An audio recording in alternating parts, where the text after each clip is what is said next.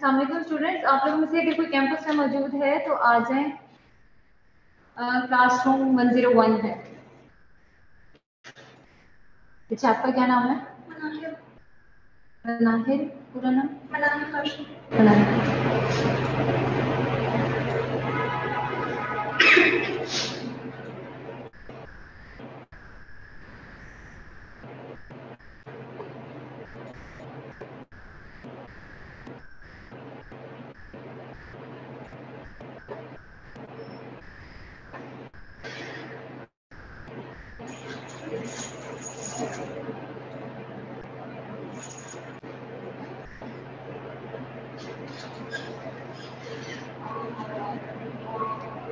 अच्छा, स्क्रीन नजर आ रही है?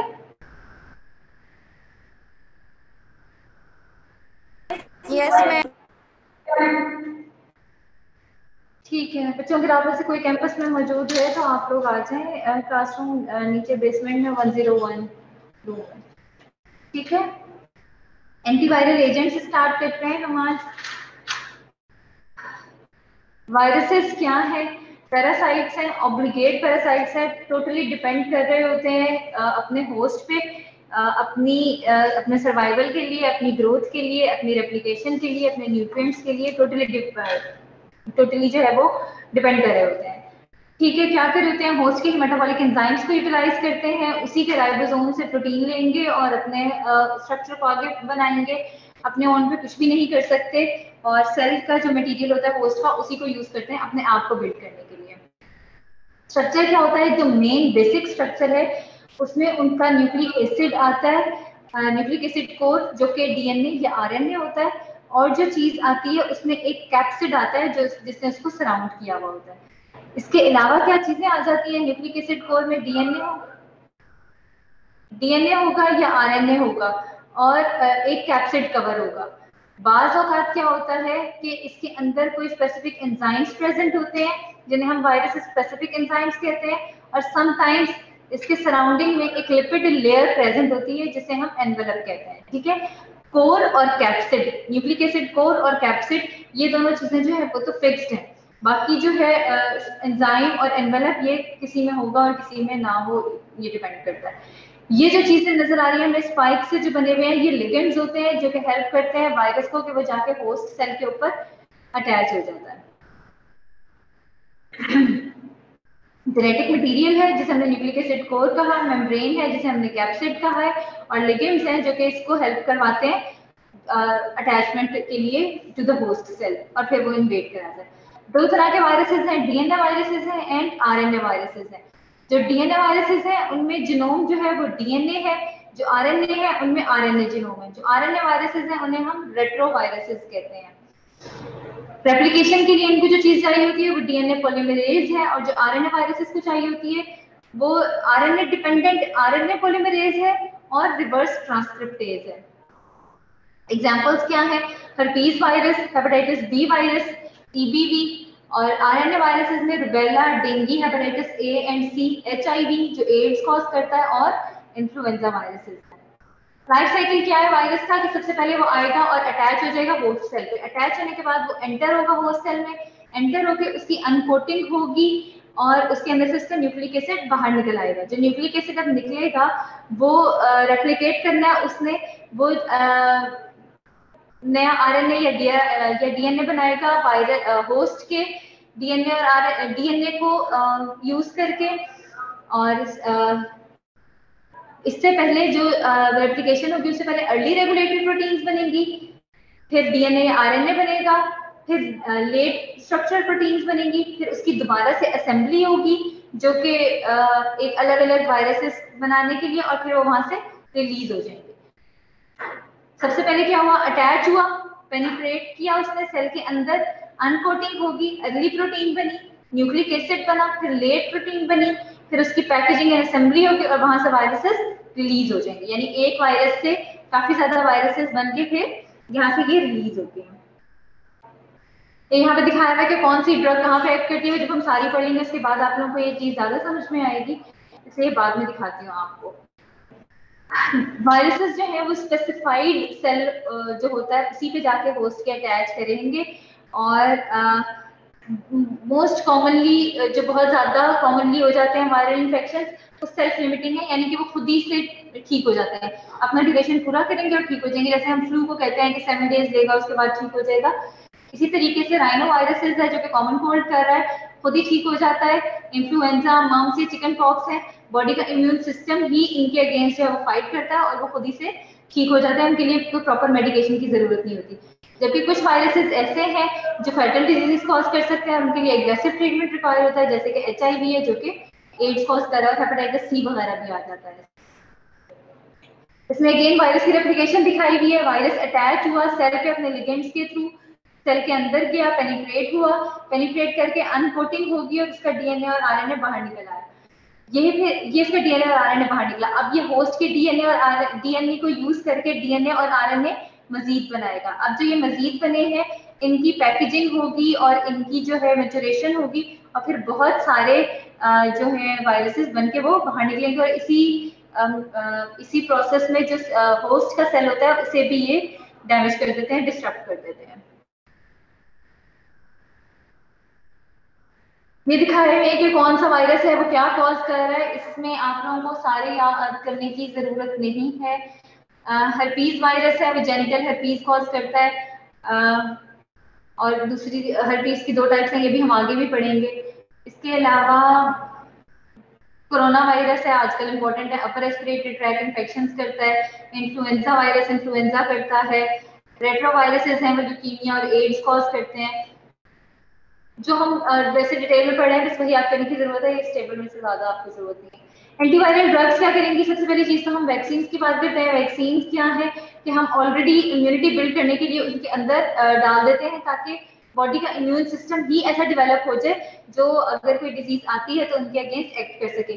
जैसे कि इन्फ्लुएंजा, मम्स, चिकन पॉक्स है, वो खुद ही बॉडी का इम्यून सिस्टम ही उसको ओवरकम कर लेता है। एंटीवायरल एजेंट्स जो हम दे रहे हैं उनका क्या काम है कि या तो वो एंटर ही ना होने दे वायरस को होस्ट सेल के अंदर, और अगर वो होस्ट सेल के अंदर एंटर हो गया है तो अब उसकी बेशक वहां पर एप्लीकेशन भी हो गई, सब कुछ हो गया, अब वो उससे मजीद जो वायरस की स्केलन प्रोजेनी बनी है, जो बहुत सारे वायरसेस बने हैं, उन्हें वो वहां से होस्ट सेल के अंदर से रिलीज ना होने दे, वहां पे एक्ट करे। किस तरीके से वर्क करते हैं, ऑल्टर कर देते हैं सेल के जेनेटिक मटेरियल को ताकि वो मल्टीप्लाई ही ना करे। कौन सा एंटीवायरल एजेंट है, एसाइक्लोविर है, जो इनहिबिट कर देता है वायरस के एंजाइम्स को, होस्ट एक्सप्रेशन को वायरस प्रोटीन्स के और असेंबली को।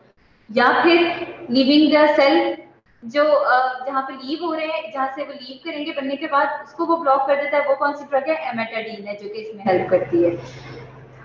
ये जो हमने बात की थी कि कौन सी ड्रग कहाँ पे एक्ट कर रही है, जैसे यहाँ पे देखें कि वो उसको अटैच ही नहीं होने देंगे, कौन कौन सी ड्रग्स हैं जो यहाँ पे एक्ट कर रही, पेनिट्रेट नहीं होने देंगी, फिर अनकोटिंग नहीं होने देंगी और यहाँ से रिलीज नहीं होने देंगे। ठीक है, ये आगे और अच्छी मैं आपको डायग्राम जब नाम पढ़ लेंगे तब आपको सही से दिखाऊंगी।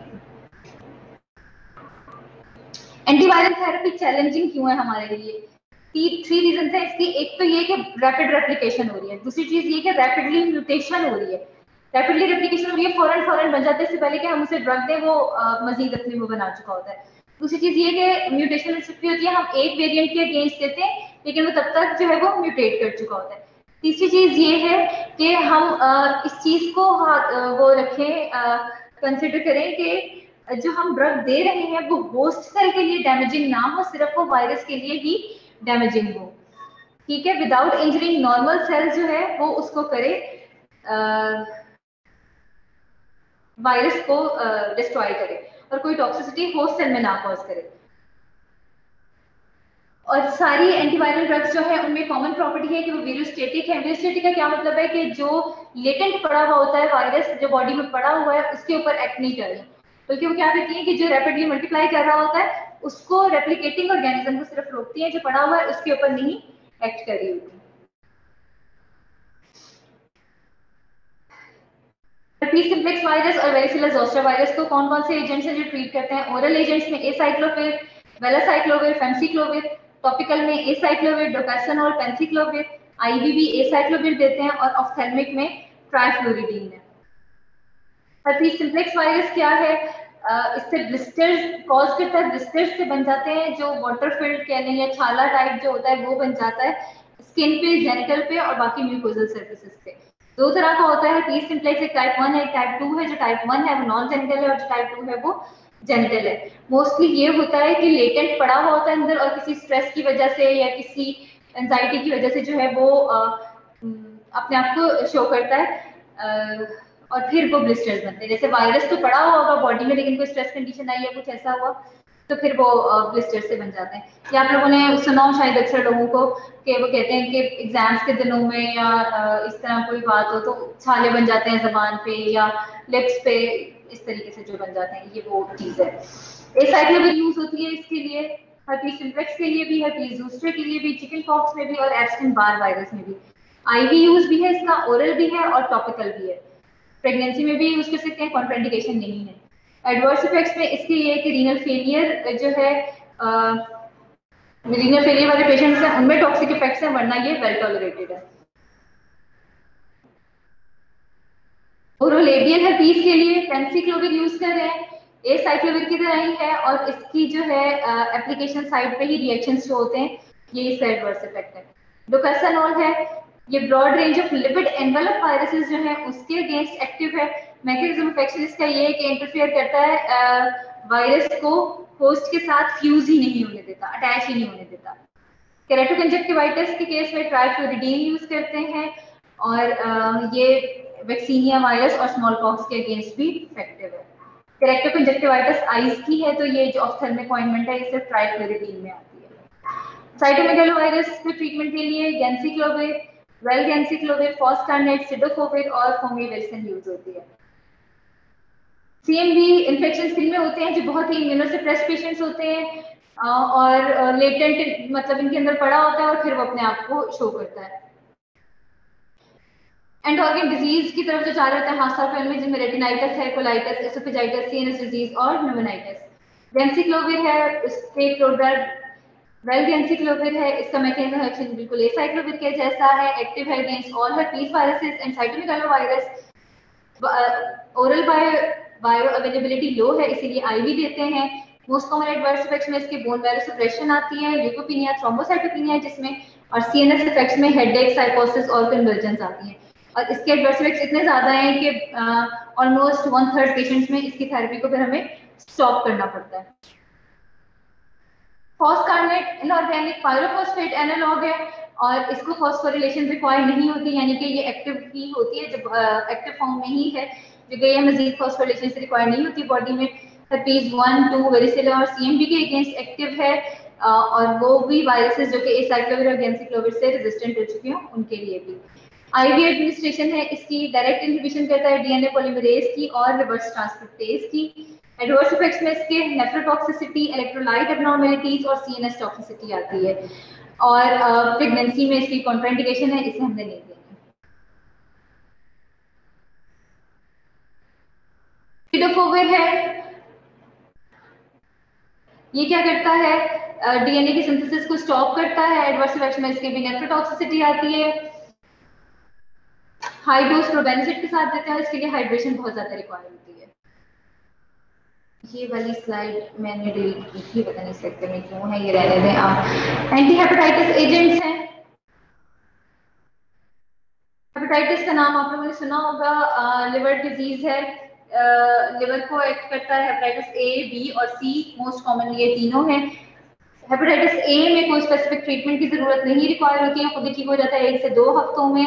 और अगर ये कि किसी में हो हेपेटाइटिस ए इन्फेक्शन तो उसमें बस ये है कि वो ऐसी ड्रग्स को या ऐसी फूड आइटम्स को अवॉइड करे जो कि हेपेटोटॉक्सिक हो, जिसमें अल्कोहल आ जाती है, या कोई ऐसी मेडिकेशंस जो कि हेपेटोटॉक्सिक हो, उनको अवॉइड करे अंटिल वो फुली रिकवर ना होते। हेपेटाइटिस बी है, इसके लिए भी कोई एंटीवायरल ट्रीटमेंट नहीं रिक्वायर होता अनलेस कि बहुत ज्यादा जो है वो एग्रेसिव फल्मिनेंट हेपेटाइटिस की तरफ जा रहा हो या फिर बहुत ही ज्यादा इम्यूनो कॉम्प्रोमाइज पेशेंट हो। और अगर हम जो बहुत ही जिनमें क्रॉनिक हेपेटाइटिस भी हो रहा था, बहुत अरसे से चल रहा हो, प्रोलॉन्ग हो, जो उसमें भी हम ड्रग इसलिए देते हैं ताकि हम उसको लिवर डैमेज को कंट्रोल कर लें और किसी कॉम्प्लिकेशन से, सिरोसिस वगैरह से उसे प्रिवेंट कर सकें। कौन सी ड्रग्स दी जाती हैं? अल्फा इंटरफेरॉन है, पिगैलेटेड इंटरफेरॉन है, और लेमिबुटीन है। इंटरफेरॉन्स क्या चीज है? एंटीवायरल प्रोटीन्स हैं जो कि बॉडी में बनती हैं अगेंस्ट वायरल इन्फेक्शन। डीएनए और आरएनए वायरसेस जो हैं दोनों से बनती हैं ये, और करंटली जो इनको हमने ग्रुपिंग की है वो इंटरफेरॉन अल्फा, बीटा और गैमा है। जो अल्फा और बीटा हैं ये सारे वायरसेस मतलब ऑल बॉडी सेल्स प्रोड्यूस करते हैं in response to bacteria, viruses, parasites और ट्यूमर सेल्स। जबकि जो गैमा है वो प्रोड्यूस करते हैं जो हमारे इम्यून सेल्स हैं, T lymphocytes, macrophages, natural killer cells होते हैं वो इनको प्रोड्यूस करते हैं। इंट्रालीजनली देते हैं, सबक्यूटेनियस और आईवी देते हैं।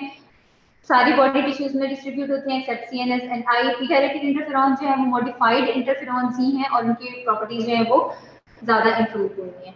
इंटरफेरॉन अल्फा एक्ट कैसे करता है? बाइंड कर जाता है रिसेप्टर्स के साथ जो सेल सरफेस पे होते हैं और होस्ट सेल एंजाइम्स जो होते हैं उनको इनहिबिट करता है कि वो वायरल ट्रांसलेशन और ट्रांसक्रिप्शन वगैरह उनकी हो और आगे उनके जो है वो कह लें कि स्ट्रैंड्स बनते जाएं।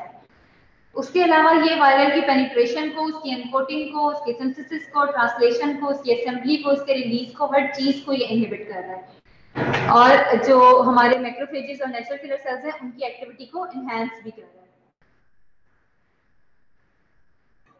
क्लिनिकल यूज इसका क्या है? क्रॉनिक हेपेटाइटिस बी में और सी में, herpes वायरस में, इन्फ्लुएंजा में, कुछ टाइप्स ऑफ कैंसर में जिसमें kidney cancer, malignant melanoma, lymphocytes, leukaemia आ जाते हैं, और एड्स रिलेटेड कैपोसिस सार्कोमा में। साइड इफेक्ट्स में इसके फ्लू लाइक सिम्टम्स आएंगे, न्यूरोटॉक्सिसिटी जिसमें डिप्रेशन और सीजर्स हैं, माइलोसप्रेशन में न्यूट्रोपिनिया, हेपेटिक एंजाइम्स की एलिवेशन हो जाती है और माइल्ड हेयर लॉस होता है। कॉन्ट्राइंडिकेशन इसकी है कि हेपेटिक फेलियर के केस में नहीं देना, ऑटो इम्यून डिजीजेस में और प्रेगनेंसी में इसे नहीं देना। अदर ट्रीटमेंट जो है उसके लिए हम एडिफोविर, एंटीकेविर, लेमिबुटीन, टेल्बुटिन और टेनोफोविर देते हैं। ये क्या करती हैं कि चेन टर्मिनेशन करा देती हैं, उसको आगे प्रोड्यूस ही नहीं होने देती हैं। सो आगे डायग्राम में दिखाती हैं। वायरल डीएनए में इनकॉर्पोरेट होके उसको फिर आगे चेन टर्मिनेशन कर देती हैं और आगे इसकी रेप्लिकेशन ही नहीं होती इस तरह से। जैसे ये वायरल डीएनए है और इसकी ये मैसेंजर आरएनए के थ्रू आता है और इसके ट्रांसक्रिप्शन ट्रांसलेशन हो रही होती है, तो आगे ये आके अटैच हो जाते हैं और यहाँ पे क्या होता है कि चेन टर्मिनेशन हो जाती है, इससे आगे वो बनेगा नहीं।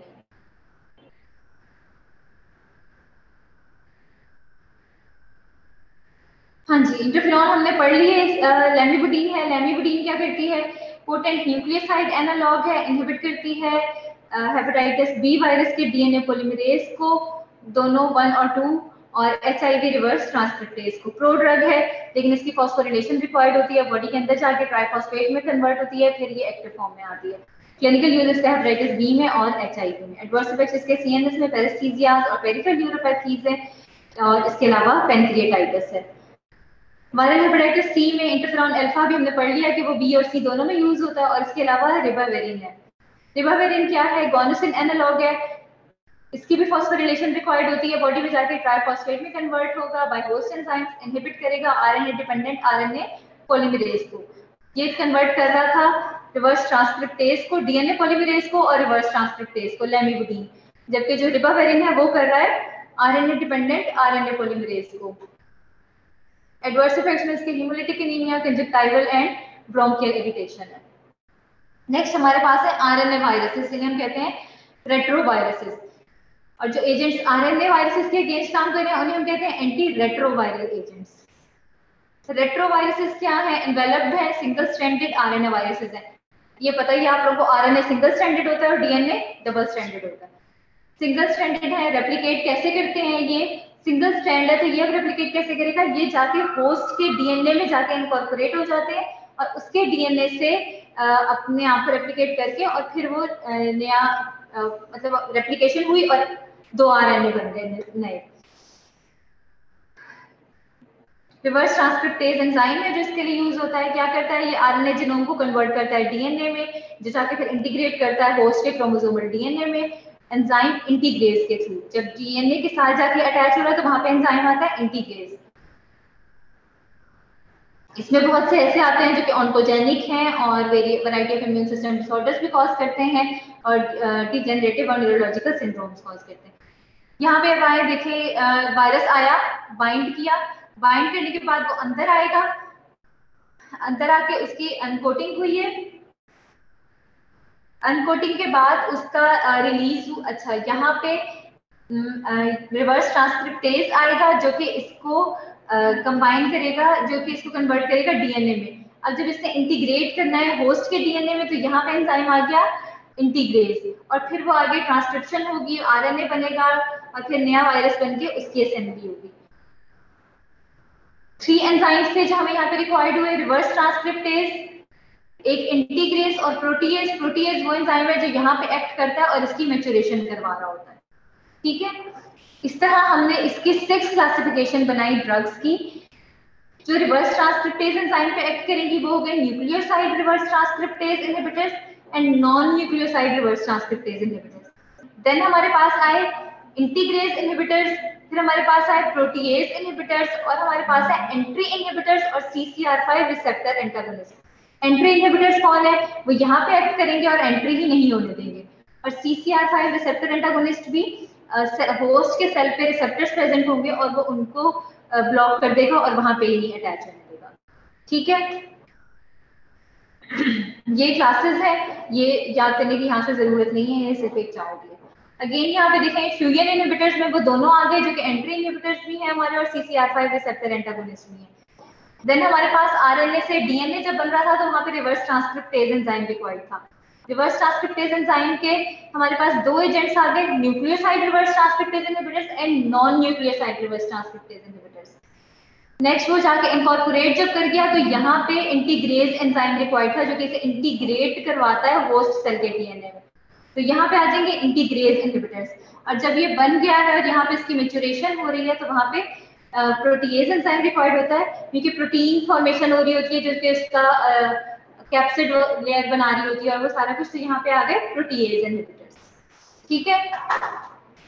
ये जो ड्रग्स हैं इसमें हम HIV के लिए खास तौर पे देख रहे हैं क्योंकि मोस्ट कॉमनली मतलब बहुत कॉमन है ये HIV जो दी जाती है। इसमें हम रिजीम बनाते हैं, अकेला एक ड्रग नहीं देते, हमेशा इसको कंबाइन करके देते हैं। कंबाइन किस तरीके से करते हैं, 2 NRTI होगी, उसके साथ हम एक प्रोटीएज इनहिबिटर को इंक्लूड करेंगे या एक NNRTI को, इंटीग्रेज इनहिबिटर को और एक एंट्री इनहिबिटर को, ठीक है। ये इन सबको साथ मिला के देंगे, इसे हम कहते हैं highly active anti retroviral therapy, HAART। इसमें 3 या मोर एंटी रेट्रोवायरल एजेंट्स एक ही टाइम पे दिए जाते हैं ताकि वो वायरस को भी स्टॉप कर दें, उसको रेजिस्टेंस की डेवलप को भी होने से रोक दें और हाईली इफेक्टिव अप्रोच हमें मिल जाए।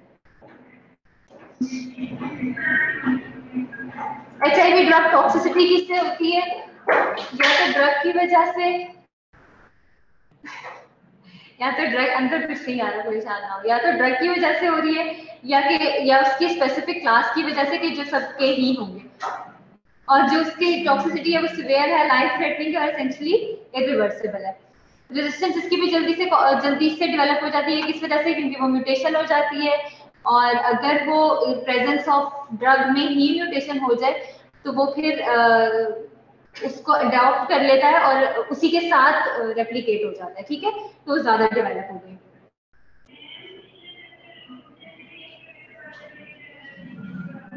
सिलेक्शन ऑफ ड्रग, जो हम ड्रग रेजिस्टेंट म्यूटेशंस जो होंगी उनमें क्या होता है कि हायर लेवल ऑफ वायरीमिया हो जाता है क्योंकि वो सब मतलब एक तो उस जो पहले था अभी म्यूटेंट जीन भी आ गया, इसकी वजह से भी हो जाता है।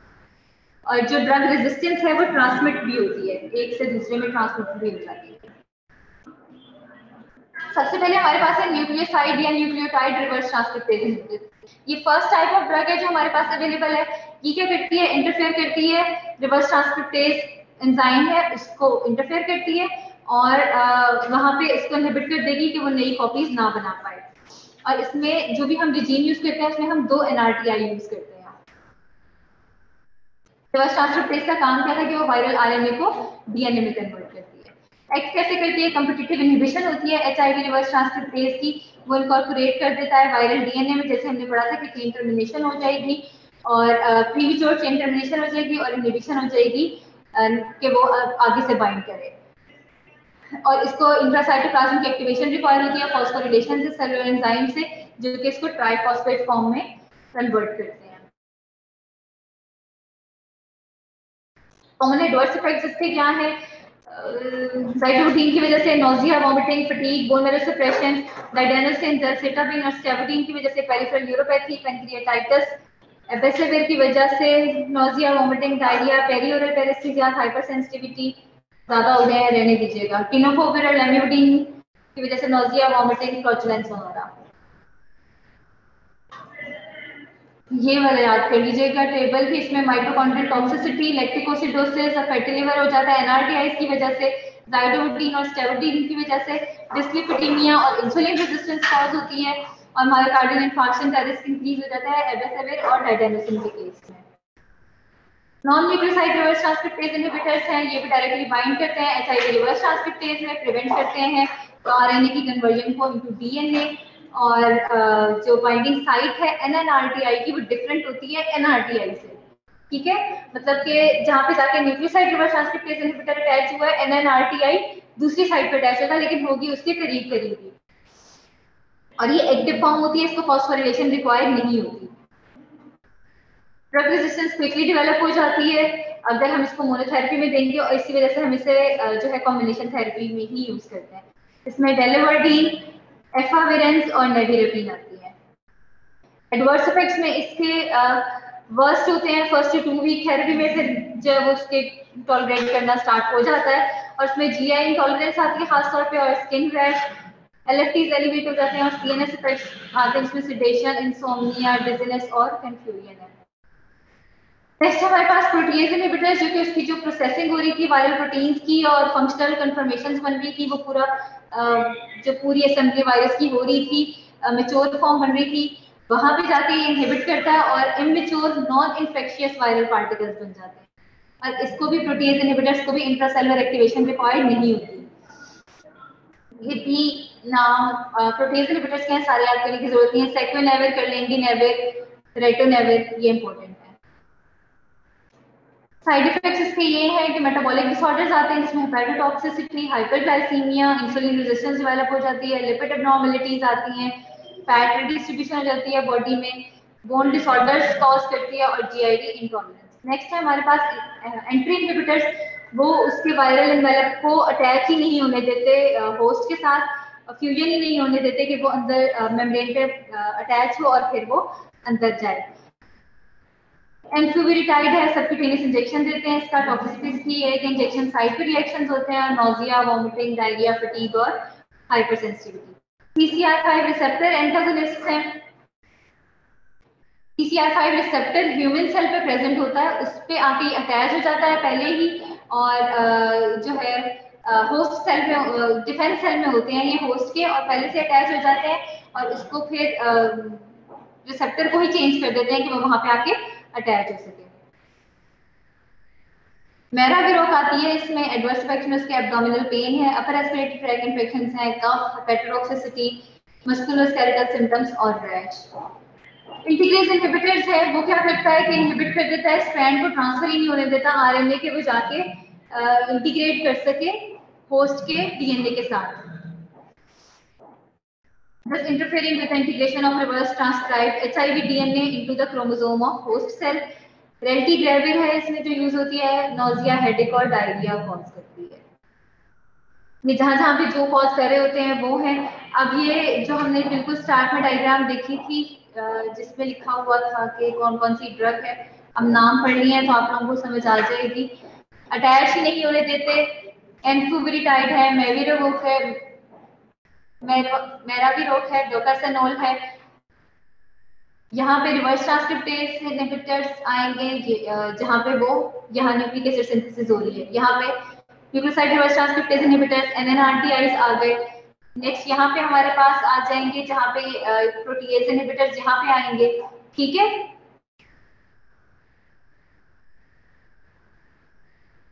खाली लास्ट स्लाइड ही थी जो पड़ी थी। हाँ जी ठीक है बच्चों,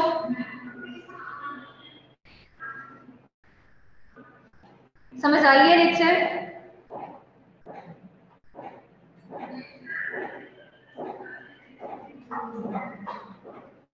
बच्चों लेक्चर समझ आ गई है? ये डिटेल ज्यादा है, डिस्क्रिप्टिव ज्यादा है, लेकिन इजी है।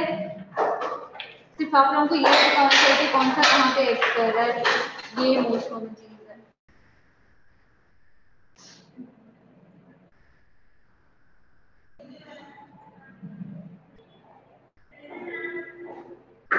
ठीक है बच्चों, किसी ने कोई क्वेश्चन नहीं करना तो आप लोग लीव कर सकते हैं। मैम मिट्स का सिलेबस बता दो अपने मिट्स के लिए। बेटा नेक्स्ट लेक्चर में बताऊंगी इंशाल्लाह। Okay ma'am. अभी मैं सोच रही हूँ। ठीक है, वैसे मिड से पहले पहले हमारा सिलेबस कंप्लीट हो चुका होगा इंशाल्लाह। मेरा ख्याल है 3 या 4 लेक्चर्स रह गए हैं, तो सिलेबस तो कंप्लीट हो जाएगा हमारा। लेकिन ये कि थोड़ा ही रखेंगे ताकि कुछ फाइनल के लिए भी बच जाए। Yes ma'am. मैम बच्चों जिन लोगों ने अपनी वैक्सीनेशन करा ली है वो प्लीज कैंपस आना शुरू हो जाएं, और जिन्होंने नहीं करवाई वो प्लीज वैक्सीनेशन करवा लें, क्योंकि आप लोगों के मिड्स ऑन कैंपस ही होने हैं और उन्हीं बच्चों के होने हैं जो वैक्सीनेटेड होंगे। और जो नहीं होंगे उनका ये नहीं कि ऑनलाइन एग्जाम हो जाएगा, उनका या तो ऐसे ग्रेड लगेगा या फिर उनको पास फेल की बेसिस पे उनका रीटेक लिया जाएगा। इसलिए there is no other option, आप लोग वैक्सीनेशन करा लें और आ जाएंगे। ना सोचेंगे नहीं कराएंगे तो अच्छा पेपर भी नहीं होंगे, ये मत सोचें। और फाइनल तक तो लाजमी आप लोग सबकी वैक्सीनेशन हो चुकी होनी चाहिए।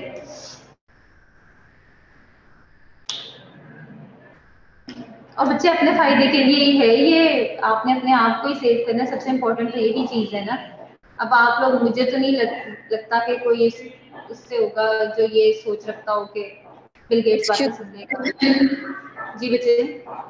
मैम काइंडली ये बता स्टार्ट से लेंगी या एंड वाले लेक्चर ताकि मुझे। बच्चे आपकी बात समझ नहीं आई, दोबारा कहें।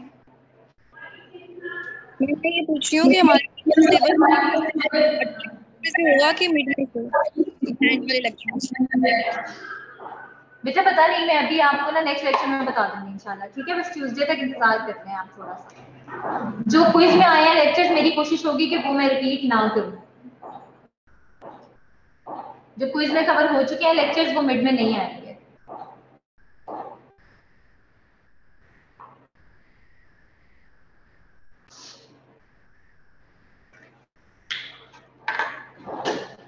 ठीक है बच्चों, लीव कर सकते हैं आप लोग। अल्लाह हाफिज।